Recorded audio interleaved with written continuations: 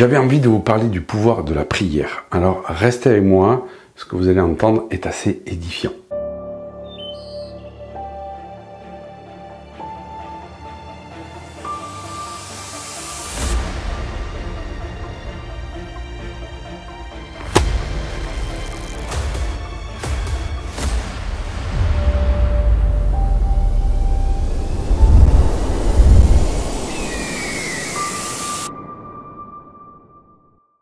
Bonjour, je suis heureux de vous retrouver pour cette nouvelle vidéo. Si vous ne me suivez pas encore sur ma chaîne, n'hésitez pas à vous abonner, à cliquer sur le pouce, sur la cloche et surtout à commenter et à partager.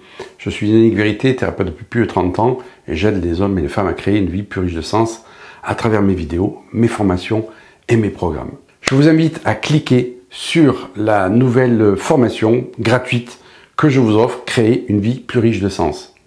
Et j'avais envie de vous parler aujourd'hui du pouvoir de la prière. Et donc c'est quelque chose qui s'est passé il y a quelques jours dans une de mes formations. Et il y a une élève qui arrive le matin et qui est complètement déphasée, décalée. Elle n'est pas bien, avec une barre sur la tête. Elle est complètement à côté de la plaque. Elle n'arrive pas à intégrer du tout les données de l'information. Et chaque fois qu'elle doit tester, elle est à côté. Elle a le cerveau complètement embrouillé.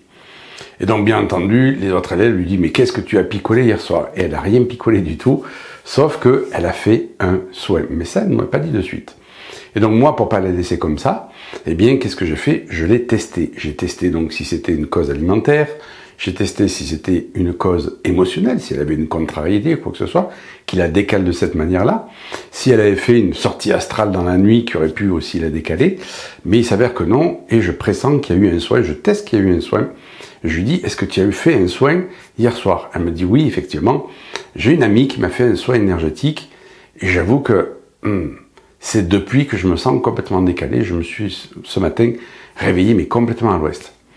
Donc, je teste ce qu'il faut faire. Est-ce qu'il faut faire un soin classique en bioénergie quantique? Est-ce qu'il faut faire un soin en kinésiologie neuro-intégrative? Je teste un peu tous les outils que j'ai et ça répond pas.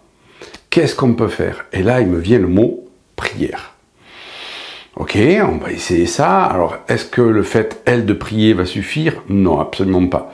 Est-ce que moi, je dois prier pour elle? Non, absolument pas. Ok, nous sommes plusieurs dans la formation. Est-ce qu'on doit faire un cercle de prière? Oui, c'est ça. Elle est assez réfractaire à cette idée parce qu'elle est fâchée contre la religion et je lui explique que la prière n'est pas forcément reliée à une religion, c'est le fait de se relier à plus haut et d'invoquer des forces de lumière. Et donc, elle veut bien se prêter au jeu, et de ce fait, on forme un cercle autour donc de cette personne, et on commence à réciter des prières. Alors la prière, je l'avais testée aussi, c'était un Notre Père qu'il fallait réciter. Alors oui, les personnes qui sont contre la religion vont me dire, oui, mais Notre Père, machin. C'est ce qu'il fallait, c'est ce que son inconscient m'a demandé de faire pour dégager en fait ce qu'il y avait sur elle. Et donc, nous voilà partis, pendant un petit moment, à faire à l'unisson des prières à Notre Père autour de cette personne-là. Et elle, qui n'est pas croyante du tout, on voit le visage qui commence à se modifier. Parce qu'elle avait vraiment un visage, je dirais, bloqué, crispé. On sentait vraiment qu'elle était dans la souffrance. Et là, on voit petit à petit le visage qui s'illumine. Et elle commence à nous dire, mais je me sens de mieux en mieux. Je lui dis, c'est pas fini, reste concentré. Et nous, on continue à faire la prière autour. Et certaines personnes ont plus de ressenti, quelques personnes dans la formation ont ressenti qu'en fait, ce qui était sur elle, eh bien, commençait à se dégager mais se ragripper, commençait à se dégager mais se ragripper. Donc, il a fallu intensifier la prière, y mettre davantage de conviction, la répéter plus fort, la répéter plus intensément. Et là, à un moment donné, au bout de quelques dizaines de prières, on a senti que ce qui était sur elle s'est décroché. On a continué, de façon à ce que ça puisse vraiment s'expanser encore plus. Et à un moment donné, bien entendu, on a arrêté la prière et on a fait le constat des lieux. On lui demande comment tu te sens. Je me sens plus plombé, je sens que je me suis réaligné. Ma barre à la tête a disparu. Ce qui la faisait le plus souffrir, c'était effectivement la barre. Elle était complètement plombée. Elle sentait une barre ici. Elle me dit, mais dans les premières minutes, ça a disparu en fait. C'est hallucinant. Et c'est génial parce qu'en fait, je vais vous raconter un peu ce que j'en ai conclu par rapport à ça, c'est que elle qui était réfractaire à la prière, à la religion, à tout ça, en fait, elle a vu la puissance de la prière. Et elle s'est dit, mais je ne savais pas que ça pouvait être aussi puissant. Et elle l'a expérimenté dans son corps. C'est pas quelque chose, je dirais, un effet placebo qu'elle a eu, parce que comme ça, elle était, comme je l'ai dit, très réfractaire à ça, puisqu'elle ne voulait même pas rentrer dans le cercle. Et en fait, qu'est-ce qu'elle avait? Eh bien, le soin avait fait qu'elle s'était chopé une entité. Une entité qui n'était pas sympa non plus. C'était pas un être décédé, c'est une entité du bas astral. Et donc, cette vidéo, vraiment pour vous alerter ou pour vous mettre en évidence que, eh bien, c'est important de savoir avec qui on va faire un soin énergétique. Pourquoi? Parce que il y a de fortes chances que la personne qui lui a fait le soin ne sait pas où elle se branche en fait. Et c'est quand même important de savoir en tant que praticien où on se branche. Donc c'est ce que ça a mis en lumière, je dirais, le fait d'avoir le discernement, de se dire, ok, est-ce que ce praticien qui va me faire un soin, ben, est-ce que je le sens, est-ce qu'il y a une référence, etc., etc. Pourquoi? Parce que c'est pas la première fois que j'assiste à ce genre de choses, et c'est pas pour décrier du tout ce praticien, parce qu'en plus cette personne, eh bien, je la connais. Ça, c'est la première chose. La deuxième chose, et ce qui a été mis en évidence donc aux élèves, ça a été un super enseignement, c'est qu'on a besoin de tester. C'est important que le praticien apprenne à tester, à savoir, effectivement, ça aurait pu être une cause alimentaire, ça aurait pu être une cause émotionnelle, ça aurait pu être, comme j'ai dit, une sortie astrale, par exemple. C'est important d'identifier, en fait, la cause de la souffrance. Et ça a mis 2 minutes, 3 minutes, pour identifier précisément la cause de la souffrance et ce qu'il fallait faire, en fait. Ce qui fait qu'en fait, je dirais, la libération, elle s'est produite sur un quart d'heure, 20 minutes, le temps que les prières soient dites. Donc ça, je dirais, je ne cesse d'attirer l'attention sur le fait que, eh bien, c'est important d'aller voir un praticien, et ça, c'est peut-être un message au praticien, apprenez à tester. Et ça demande quoi? Ça demande en fait de comprendre que, effectivement, si on a un outil, que ce soit l'hypnose, la naturopathie ou quoi que ce soit, eh bien, je trouve que c'est bien d'ouvrir son esprit, son espace à autre chose, de se dire, tiens, peut-être comme mon outil, là, mon outil que j'aime, qui est privilégié, eh bien, c'est pas celui qu'il faut, c'est pas le bon pour, je dirais, libérer telle ou telle personne. Et moi, c'est ce que j'ai fait dans ma carrière, c'est-à-dire que j'ai accumulé les outils pour pouvoir avoir une trousse à outils et me dire, ok, c'est lequel qu'il faut là? C'est l'hypnose, c'est la naturo, c'est quoi qu'il faut pour la personne? Parce qu'en fait, quand on a un seul outil, le praticien, qu'est-ce qu'il fait?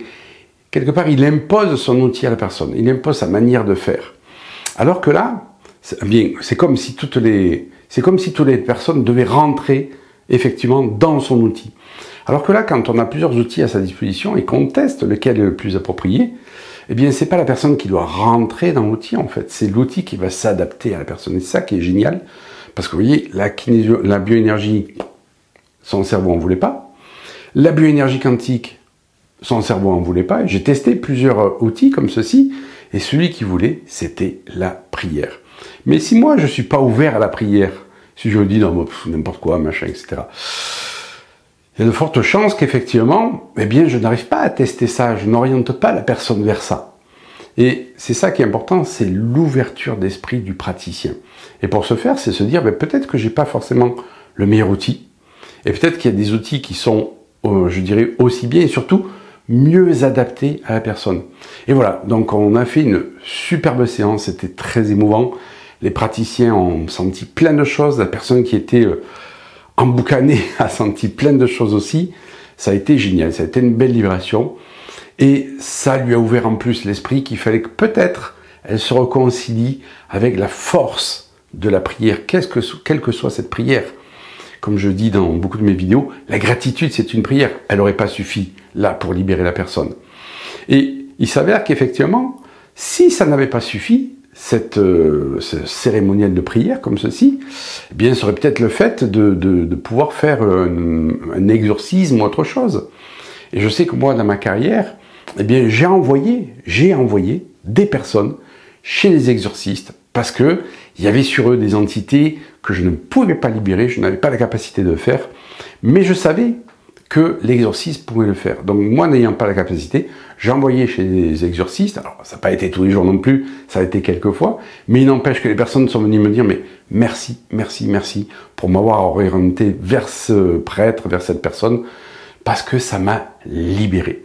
Voilà, une petite vidéo pour dire que c'est important d'ouvrir son esprit, de comprendre qu'il y a des choses, qu'on n'a pas toute la vérité, hein, d'accord, et que eh bien c'est important d'ouvrir son esprit et de s'ouvrir à plein d'autres choses et d'apprendre à tester. Je ne cesse de dire aux praticiens que je rencontre, apprenez à tester. C'est bien, vous avez de l'hypnose, mais testez si c'est le meilleur outil qu'il faut pour la personne. Peut-être que c'est autre chose.